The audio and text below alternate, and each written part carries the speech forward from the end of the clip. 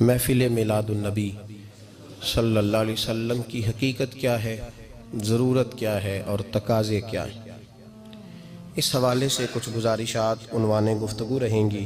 دعا ہے اللہ تبارک و تعالی اپنی ناراضگی والے جملے سے محفوظ فرمائے، اپنی رضا والی بات کرنے کی توفیق عطا فرمائے۔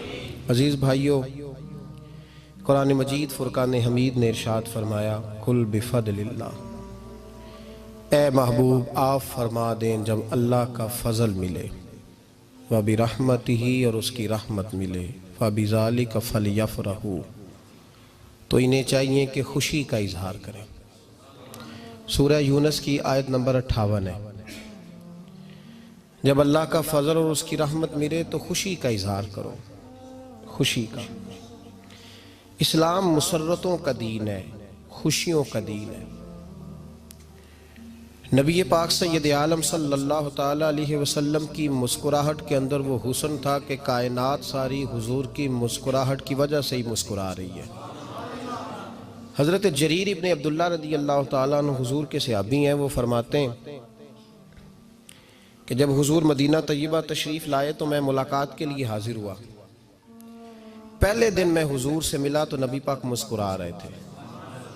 پھر 10 سال میں حضور کو دیکھتا رہا، اور حضور کے وصال سے چند دن پہلے میری جو آخری ملاقات ہوئی تو اس میں بھی میں نے اپنے نبی کو مسکراتے ہی دیکھا ہے۔ اور فاضل بریلوی رحمۃ اللہ تعالیٰ علیہ نے تو اس تخیل کا اور رنگ میں لیا ہے۔ وہ کہتے ہیں حضور کے مسکرانے سے ہی دنیا مسکراتی ہے۔ فرماتے ہیں جس کی تسکی سے روتے ہوئے ہنس پڑے۔ جب حضور ہلکا سا مسکراتے تھے تو رونے والوں کے دل بھی ٹھنڈے ہو جایا کرتے، غمزدہ لوگ مسکراتے تھے۔ حضور کی خوشیاں تقسیم کرتی تھی۔ نبی پاک صلی اللہ علیہ وسلم کا مسکرانا امت کے دلوں کو ٹھنڈا کرتا تھا۔ فرمایا جس کی تسکی سے روتے ہوئے ہنس پڑیں، اس تبسم کی عادت پہ لاکھوں سلام۔ اور فرمایا یہ نہیں تھا کہ حضور بڑے تکلف سے مسکراتے تھے، حضور کی تو عادت تھی، اس تبسم کی عادت پہ لاکھوں سلام، مسکراتے رہنا، خوشی کا اظہار۔ اسلام بہت ساری چیزوں کا انسان کو پابند کرتا ہے، حدود و قیود میں رہنے کا حکم دیتا ہے۔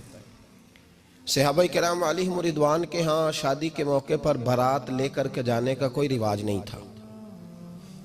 حضرت عبد الرحمن ابن عوف رضی اللہ تعالیٰ عنہ جیسے مالدار لوگ بھی شادی کرتے ہیں تو نبی پاک کے بغیر بھی بارات چلی جاتی ہے۔ کوئی کانسیپٹ نہیں اس طرح کا کہ ڈھیروں بارات لے کے جائی جائے۔ حضرت عبد الرحمن ابن عوف کہتے ہیں میں حضور کی بارگاہ میں آیا تو سفید کپڑے پر پیلا زرد نشان تھا۔ حضور نے فرمایا کیا ہوا، یہ داغ کاہے کا؟ عرض کی حضور کل میں نے نکاح کیا تھا۔ تو محبوب نے جو ارشاد فرمایا اس میں فرمایا بڑی اچھی بات ہے، ولیمہ ضرور کرنا، چاہے ایک بکری ہی ذبح کرنا۔ بارات نہیں لے کے جائی جاتی تھی، ولیمے کا حکم دیا۔ اور بخاری میں نبی پاک نے یہ بھی فرمایا جب تمہیں کوئی ولیمے کی دعوت دے تو جایا کرو۔ اچھا، اب شادی کے موقع پر جو بارات لے کے جائی جاتی ہے تو اگرچہ حضور کی سنت نہیں، لیکن اسے ہم حرام نہیں کہتے، اسے ہم ناجائز نہیں کہتے۔ ہم نہیں کہتے کہ یہ تو نے غلط کیا، اگرچہ لے جانا حضور سے ثابت، اس مروجہ انداز میں ثابت نہیں، اس طرح ہمارے ہاں جاتے ہیں، لیکن ہم پھر بھی اسے ناجائز۔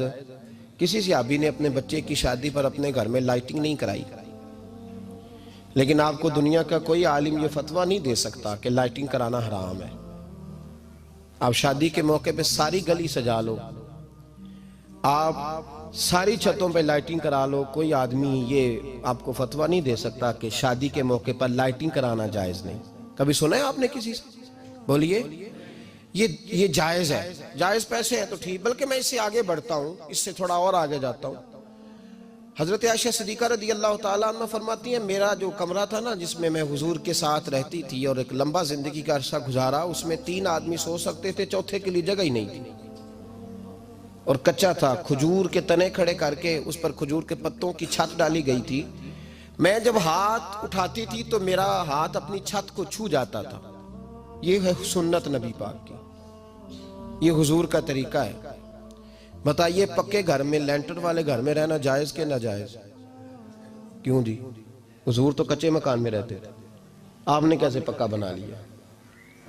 اللہ کی محبوب علی دین کو اس کی اصل بات میں سمجھیں. آپ ایسا نہ کریں جس میں انتشار اور امت تقسیم ہو. اس کا اصل مزاج دیکھیں.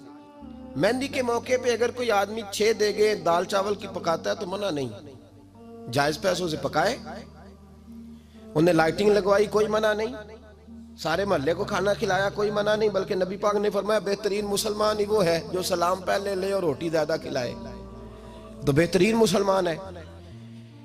ناجائز کیا ہے؟ ناجائز ہے شادی کے موقع پر بینڈ باجا بجانا، اس میں رقص کرنا، اس میں بھنگڑے ڈالنا، عورتوں مردوں کا اختلاط ہونا، عورتوں کی مووی بنانا، یہ چیزیں ناجائز ہیں. تو جو ناجائز ہے اس پہ پابندی لگائی جائے گی. جو جائز ہے اس کے بارے میں یہ کہا جائے گا کہ بھائی احتیاط کی جائے، سنت کی طرف دیکھا جائے تو بہتر یہی ہے. لیکن اگر کوئی کسی آدمی کے پاس جائز پیسے ہوں، وہ 100 کنال کے گھر میں رہے، اگرچہ سنت یہ نہیں، پر یہ تو کوئی فتویٰ نہیں نہ دے سکتا کہ حرام ہے تیرا 100 کنال کے گھر میں رہنا. کہ ہے فتویٰ کہیں آپ نے سنا؟ تو ہمارے ہاں تکلیف کا معاملہ یہ ہے. دیکھیں میرے بھائی، کسی بھی صحابی نے، بڑے درد کے ساتھ بات کر رہا ہوں اور یہ میرا درد ہے، میں درد سے اپنے دل کو، اپنے ایمان کو حاضر ناظر کہہ کے بات کر رہا ہوں. امت بٹ جاتی ہے ہر موقع پہ یار، ہر جگہ ہی تقسیم ہو رہی ہے امت مسلمہ. ہر روز کچھ نہ کچھ فتوے ایسے مل جاتے ہیں جس میں دراڑیں پڑتی ہیں. کسی صحابی نے کسی مسجد کے اندر اشتہار چھپوا کے، اعلان کرا کے درس قرآن کرایا ہے کبھی؟ سیرت النبی کا جلسہ، ختم بخاری، مدرسے کا دستار فضیلت کا جلسہ، آپ نے اشتہار پڑھے ہیں نا یہ سارے مکاتب فکر کے؟ ہوتے ہیں کہ نہیں ہوتے؟ کسی صحابی نے اس طرح، وہ تو روز درس قرآن دیتے تھے، لیکن اس طرح اشتہار چھپوا کے، پوسٹر لگا کے، اور مصر سے کسی صحابی کو اسپیشل بلوا کے یا یمن سے بلوا کے مسجد کے اندر کبھی درس قرآن کے اجتماعات کرائے، سیرت النبی کے جلسے، ختم بخاری کے؟ او بھائی یہ ساری چیزیں حضور کے صحابہ کی سنت سے مروجہ انداز میں ثابت نہیں. مجھے بتا میرے بھائی، میں درد کے ساتھ تجھ سے سوال کرتا ہوں کہ سیرت النبی کے جلسے میں تو پشاور سے مولانا بلائے، پنڈی سے بلائے، تو گجرات اور کراچی سے لوگوں کو بلا کر کے اگر سیرت کا جلسہ کرائے، اور تو اس میں ایک آدمی کو کراچی سے بلوایا جا رہا ہے تو تو نے اس کو 20,000 کی ٹکٹ بھی دی، اور اشتہار پہ بھی جلسے پہ خرچ ہوا، پھر لنگر بھی پکا، کھانا بھی تو نے کھلایا، نہ تجھے کوئی بیوہ یاد آئی، نہ تجھے کوئی مسکین یاد آیا، نہ تجھے کوئی غریب یاد آیا. حالانکہ کہنا چاہیے تھا نا یہ جو ₹1,00,000 لگ رہا ہے کسی بیوہ کی خدمت کر دینی چاہیے، یتیم کو دے دینا چاہیے. درد کے ساتھ بات کر. سوال میرا یہ ہے کہ وہی کام جو سیرت کے جلسے میں ہوتے ہیں، پہلے تلاوت ہوتی ہے، پھر نعت ہوتی ہے، پھر کسی عالم کا بیان ہوتا ہے، وہی کام صرف نام بدل کے کیا جائے، عید میلاد النبی نام رکھا جائے صلی اللہ علیہ وسلم. یہ میں آپ کے ذہنوں پہ دستک دے رہا ہوں، تقریر نہیں کر رہا، صرف دستک دے رہا. او بھائی دیکھو، ایک آدمی وہی کام نام بدل کے کرے تو جائز ہے، اور اگر اس میں نبی پاک کے میلاد کا نام رکھ لیا جائے یا نعت کا نام رکھ لیا جائے تو پھر مجھے اجازت دے میں تجھ سے سوال کروں کہ صرف تجھے حضور کی تعریف پوری لگتی ہے؟ پھر مجھے اجازت دے کہ میں تجھ سے پوچھوں کہ صرف تجھے نعت اچھی نہیں لگتی؟ پھر مجھے اجازت دے کہ میں تجھ سے پوچھوں کہ تجھے صرف رسول اللہ کے قصیدے اچھے نہیں لگتے؟ دے مجھے اجازت کہ میں تجھ سے سوال کروں کہ جہاں ذکر رسول کی بات آئے وہاں تو پریشان کیوں ہوتا ہے؟ تجھے پتہ ہی نہیں یہ تو وہ ذکر ہے کہ رب فرماتا ہے تم بیان کرو نہ کرو وَرَفَعْنَا لَكَ ذِكْرَكَ، محبوب میں نے خود تیرے چرچے ساری دنیا میں بلند فرما دیے. اور نبی پاک نے پوچھا حضرت جبریل سے کہ چل جبریل تو بتا میری امت کو پتہ چلے رب نے میرا ذکر کیسے بلند کیا ہے. تو جناب جبریل کہنے لگے محبوبہ رب فرماتا ہے میرے نبی سے کہہ دے جہاں جہاں تیرے رب کا ذکر ہوگا وہاں وہاں تیرا بھی ذکر ہوتا رہے گا. یہ تو محتاج ہی نہیں کسی کا. اتنی جلدی لوگ بپھرتے ہیں. اللہ فرماتا ہے قل بفضل اللہ وبرحمتہ فبذلک فلیفرحوا. محبوب ان سے کہہ دو جب اللہ کا فضل ملے، جب اللہ کی رحمت ملے تو خوشی مناؤ.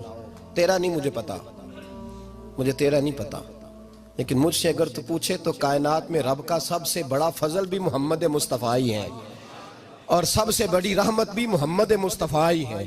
وہ دو عالم کی رحمت تھے، وہ جہاں چاہتے وہیں رہتے، یہ تو ان کی مہربانی ہے کہ یہ عالم پسند آیا۔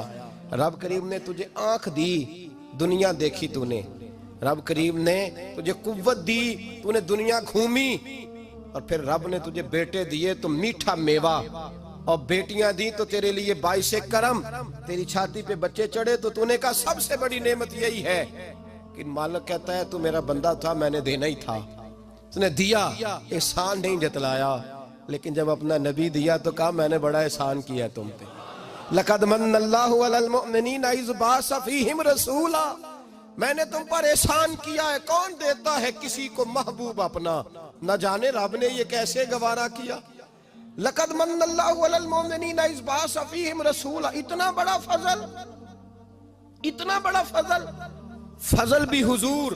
اور جب بات رحمت کی آئی تو فرمایا مومنوں صرف تمہیں ہی نہیں، عیسائیوں، یہودیوں، سکھوں، دنیا میں جتنی مخلوق ہے، حتیٰ کہ جانور بھی، حتیٰ کہ چونٹیاں، نباتات، جمادات، ہر چیز، یا اللہ تو نے کیا دیا؟ فرمایا وما ارسلناک الا رحمتا للعالمین، میں جس کا رب ہوں ان سب کے لیے میں نے اپنے نبی کو رحمت بنا کے بھیج دیا ہے۔ بیٹے کے آنے پہ تو مٹھائی بانٹتا ہے، میلاد والے دن تو لائٹیں بند کر لیتا ہے، بیٹے کے آنے پر تو حلوائی بٹھاتا ہے، اور نبی پاک کے نام کی لائٹیں لگی ہوں تو پریشان ہوتا ہے۔ ہم سے کبھی پوچھ تجھے بتائیں، بس نہیں چلتا، ورنہ تاڑے توڑ کے چھتوں پہ لگا دیں۔ بس نہیں چلتا، فرشتوں کو بھی کہیں آؤ ہمارے ساتھ شامل ہو جاؤ، آمد مصطفیٰ مرحبا مرحبا کا نعرہ لگانا ہے، ہمارا بس نہیں چلتا، ورنہ دنیا کی ساری نعمتیں بچھا دیں اور لوگوں کو بتلائیں کہ اصل تو خوشی منانے کا دن ہی آج ہے، جب اللہ نے ہمیں اپنا پیارا رسول عطا فرمایا ہے۔ اور ہمارے امام تو کہتا ہے میلاد نہ کر، ہمارے امام نے تو کہا حشر تک ڈالیں گے ہم، حشر تک، یہ 2-4 دن کا تو پروگرام ہی نہیں ہمارا، حشر تک ڈالیں گے ہم پیدائش مولا کی دھوم، اور مثل فارس نجد کے کلے گراتے جائیں گے، خاک ہو جائیں عدو جل کر مگر ہم تو رضا، دم میں جب تک دم ہے ذکر ان کا سناتے جائیں گے۔ ہمارا تو 1-2 دن کا پروگرام ہی نہیں۔ اور پھر سنو کتنی بڑی نعمت ہے۔ حضرت عباس سے کسی نے کہا تھا اللہ کی سب سے بڑی نعمت، تو بخاری اٹھانا، فرمانے لگے محمد نعمت اللہ، بخاری ہے بخاری، فرمایا محمد اللہ کی سب سے بڑی نعمت ہے، صلی اللہ، یہ سب سے